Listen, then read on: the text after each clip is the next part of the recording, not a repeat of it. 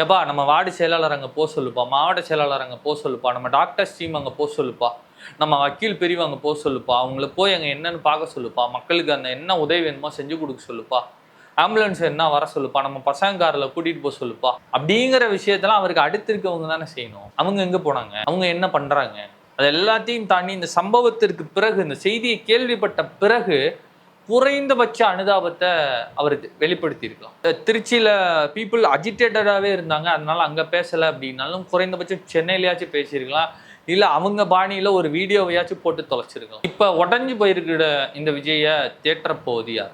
ஜானை நம்பி வேனில் ஏறிய பொழுதே முழமல்ல முழுவதுமாய் சறுக்கி இருக்கிறார் விஜய். இந்த சரிவிலிருந்து மீண்டு வர அவர் ஜானை நம்ப வேண்டாம், நம்ம ஜனத்தை நம்பினா போதும். விஜயின் கண்ணீரை மற்றும் நேற்று உலகம் பார்த்திருந்தால் இவ்வளவு விமர்சனம் வந்திருக்காரு. உண்மையிலே அவர் உடஞ்சிதான் போயிருந்தாருன்றத அவருடைய ஒரு சொட்டு கண்ணீர் உண்மைன்னு உலகத்துக்கு சொல்லியிருக்கு.